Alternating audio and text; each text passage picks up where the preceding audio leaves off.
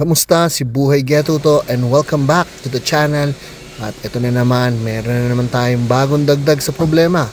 Ito ang Mitsubishi Eclipse 2nd Gen. Di ko alam ba't ako attracted pa rin sa 90s at sa Mitsubishi brand. Iba lang talaga siguro sa akin ang dating nila. At sa anak ko to, it will not look like ng kay Paul Walker. Iba ang approach. Tignan mo naman ang itsura. Sexy. Ang ganda, very underrated. At imaginein mo, powered by a 4G63T favorite engine from galing sa Evo 123 at sa Galant. God damn! Grabe, parang si Ramon Bautista. Anyway, shout out papi. So sa bawat kwento may simula. At ito na nga.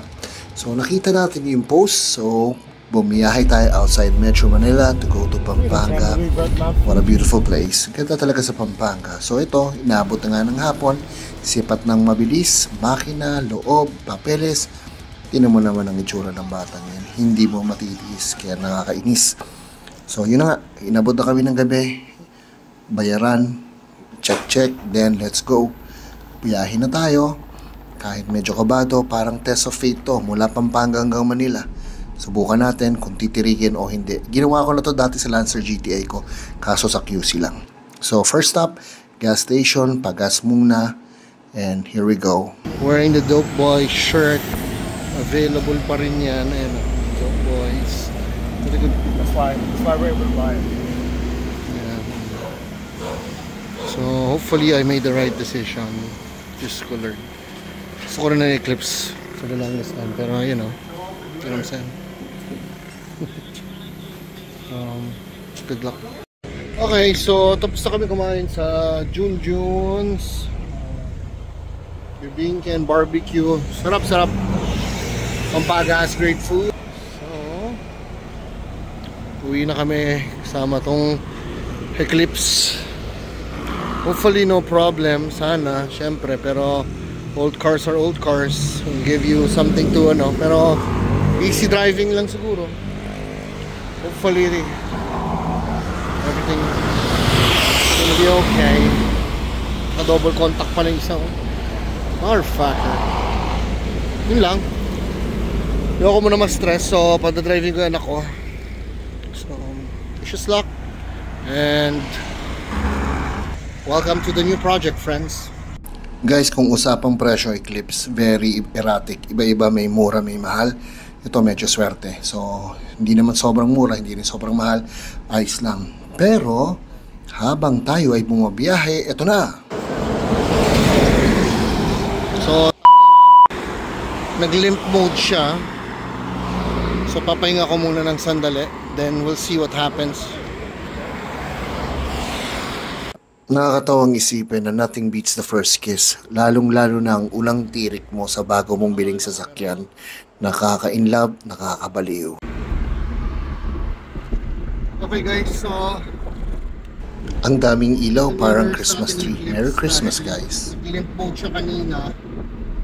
Ito nakaka-nervyo. So pinatay muna namin ng aircon, everything.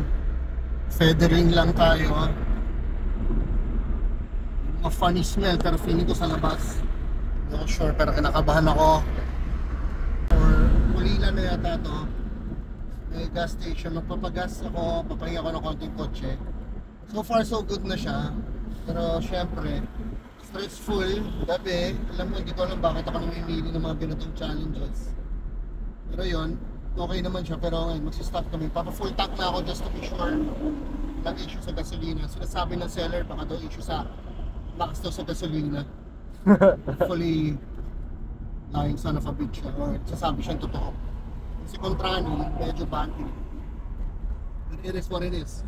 Yun naman yun. Pero malayo rin kasi pinanggalingan natin. Medyo good challenge talaga. Mababaliw kahit naman sino kotse. So yun lang guys. Pakita mo yung Shell. Shell na kami. Time for a break. Stress break muna. Bili na kape. Yeah. Then, ito. Shell na bitch. Pagkasta ako 1,000 kanina ha. Makain pa rin siya. V-power pa. Visit na buhay ito. So yun na, medyo nasa safe zone. Na full tank na natin. At ito, paalis na rin. Kumuha na ng kape.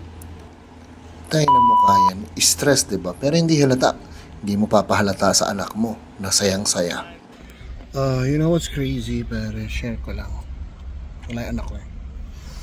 Ako yung nagpapaka-stress drive this car pa uwi. Who risk everything para makauwi ay gagawin talaga ng isang parents or parent. Gawin natin yan kahit sobrang hirap para sa kalagayan ng mga anak natin, para hindi nila nakikita o hindi nila mararamdaman yung anumang stress o ano, as long as they're happy. So, and we wish that someday may intindihan nila yung risk. Pero as a parent, we do everything like this one. The fuck? Anyways, yun lang. Sobrang stressful. Pero kailangan natin gawin. Mahal natin mga anak natin. Sacrifice is little dahil sa pagmamahal. Yun lang. Sana malaman yung mga anak nyo at mga sa younger parents, young child, young kids. The parents will give everything to their children. Okay? Yan na ako. Bye-bye. Alright. Guys. Okay, so technically, we are now entering the Skyway. So medyo safe zone. Well, not really. Pero kumbaga halfway na tayo. Tapos na tayo sa NLEX.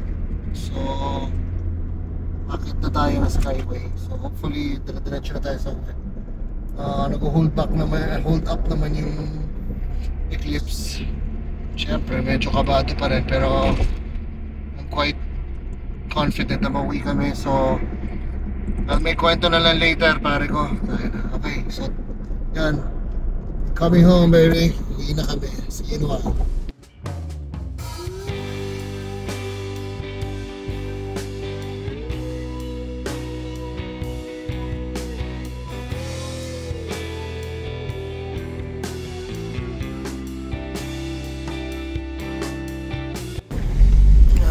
Guys, so hindi na ako nagdadrive. Si Gavi na ulit na nagdadrive kasi malapit na tayo sa bahay. Awa ng Diyos, nakarating kami. Nagkaroon lang ng hiccup, pero syempre it's not to be ignored. Pero happy naman kami ngayon na good. Wag muna makakauwi na kami. At least pag nasiraan dito, pwede na maglakad pa uwi. Yun lang. So ito na yung start ng journey ng Eclipse. This is my son's car. So konti input siya dito actually. Kanya lahat ng input. Tayo lang yung guidance. O lang yan, Mitsubishi na naman. Talagang na-in-love tayo sa brand na yun dahil alam mo yan. You know, nakita mo yung ingay na yan. Mitsubishi lagi ganyan.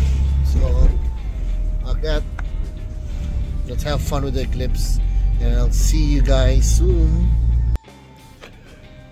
Today, this is why ito ang first look natin.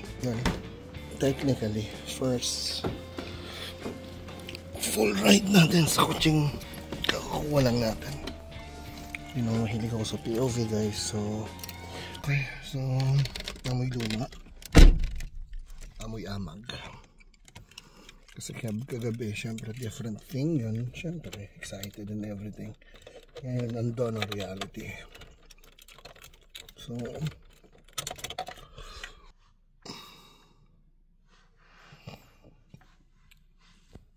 let's start it up.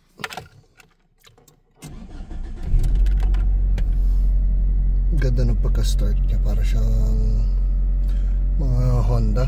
Parang ganyan yata yung mga 463. Parang induction starter yung dating. So start na natin. Interior masasabi ko ay almost 100%. Okay naman siya. Everything seems to be in order, kompleto. Hindi pa ganun kaputok tong airbag. Do Tasmanian Devil yung cover, siyempre, as usual. At yung fuel, I think sending unit nito ay fucked up. Aircon, may aircon to, maayos. Do ito, meron siyang wiper sa likod pero naka wiper delete. Ayan na yun, wiper delete. So yun, medyo wandering. Tapos everything seems fine, kompleto naman. Isa sa mga better ko nakitang Eclipse compared sa mga dati. Ito lang, ito bagay nangyayari yan. So kahapon ng video nyo, kanyo alam nyo naman na medyo parang nabitin yung power niya, pero napahinga ko, everything went smooth at nagtanggal ako ng tint. So mas maliwalas na. Ay, nalaglag yung gamit ni Mano. So hopefully we'll get this cleaned first sa ating shop, then we'll try to fix it up. Sasalita pa nagre-reverse. So JDM-ish, so fucking JDM-ish. Okay, so yun lang. See you later. Okay guys, impression, okay naman yung may ano pa, gauge sa kaliwa for the turbo, nagsuspool pa naman, so good. Ibig sabihin buhay. At meron konting tunog yung turbo, though maraming nailaw yung SRS airbag. Then yung sending unit ng gasolina, ito seatbelt lang to. Sa village lang tayo. Makalampag, syempre pero yung kalampag niya hindi pa naman durugan, pero syempre unti-unti natin naayusin. As promise, wala tayong matapos. Si Buhay Ghetto, alam nyo naman yan eh, lakas ng tama. Pero yun na guys, check it out. Diba, miss pool, cool. Tapos converted to eh. Well, most likely it's a B, so it's imported. Hindi ko makakita yung hati. Medyo either sobrang galing or local tong nilagay.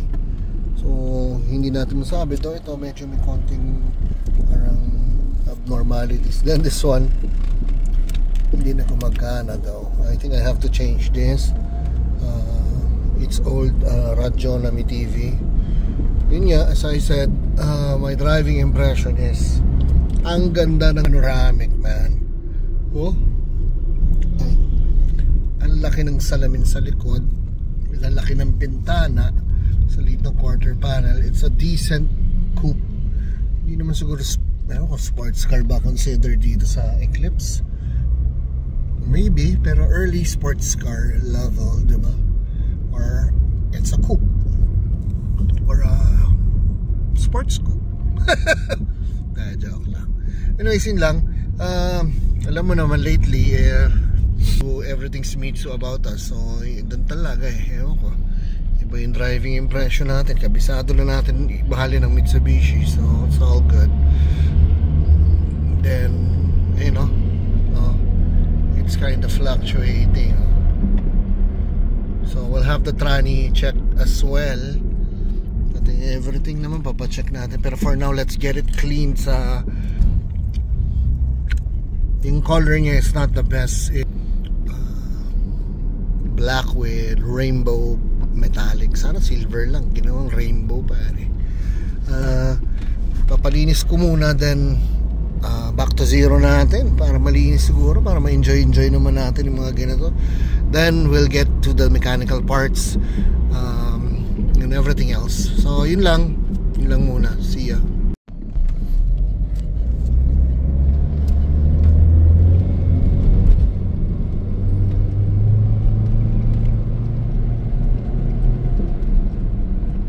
Ayaw tumuloy. Buratski. Ito mas nakakaburat. Ayop, maharurot, nagpo-phone tulad natin. Diba? Okay guys, so lapit na tayo sa shop.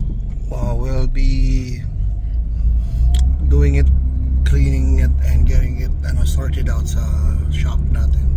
Gusto ko lang, i-record ko lang yung impression ng mga boys if nakita nila tayo, nakasakay tayo dito sa Sex Clips. Pangit pakinggan niya, pero parang gusto ko yun. Sex Clips is okay. So here we go.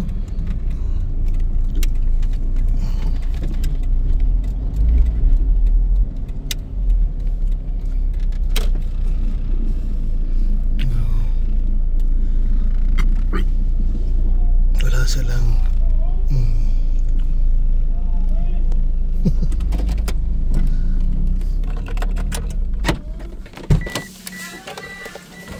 bago. Ano tingin mo? Bago, ganda oh. Pogi oh. Ay, bagong bulok.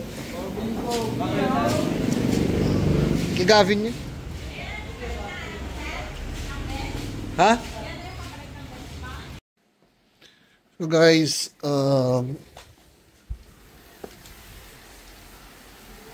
it's a beautiful day. It's time to check the eclipse.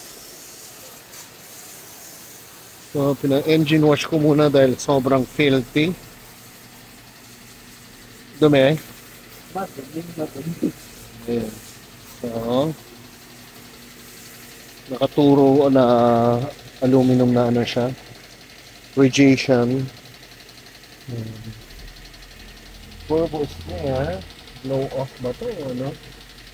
Manimuta ko tawag dyan. Anyways, this is a 4D63T na first gen. So, pang Evo din siya. Evo type. Evo 1, 2, 3. So, yun siya. Maraming pang pwedeng gawin at maraming pang pwedeng mangyari. Pero in the meantime, pinapalinis ko pa.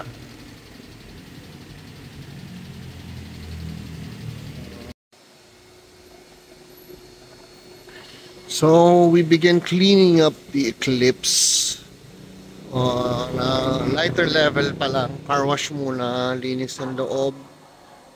Pero we'll go thorough it. Kailangan dahil amoy lupa ang puong yun. Ito. Kasi nakakairata. Ayan. Yan, mamatitin dito mga boys ko. Oh, paam. Oh, tanga na kahit di mo pinagdi-detail. Paam! Isin agad. Para mag-freshen up ng amoy, medyo majantot eh. So, yan ang una natin gagawin. This is nice. Lupa, oh. Ito yung skirt na try kong ikabit. Somehow figure it out if it's still gonna work. Try mo nga natin i-buff to. Tingnan natin kung may magic pa tong rainbow. Bakit? Hindi ko alam bakit laging misabit ang isang project car, no? Ha? Tingnan namin kung mapapakintab ba namin itong demonyong Rainbow Bright. Hindi haba tayo. Tingnan muna natin kung mapapa... Ganda pa, oh. Yikes! It's rainbow! 7 colors ah. Na kumikinang-kinang talaga. Ha? Parang between ah. Oo. Between na walang ningning, no? Parang di nakakalahain, no? Kailangan pa rin? Palupin to oras na yan. Diyos ko, Lord.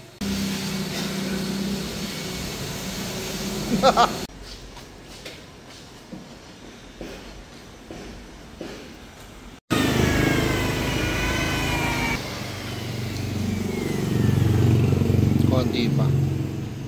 Meron pong maliliit eh. Pero gasgas na yan. Wow! Mag-uwish tayo! Chee!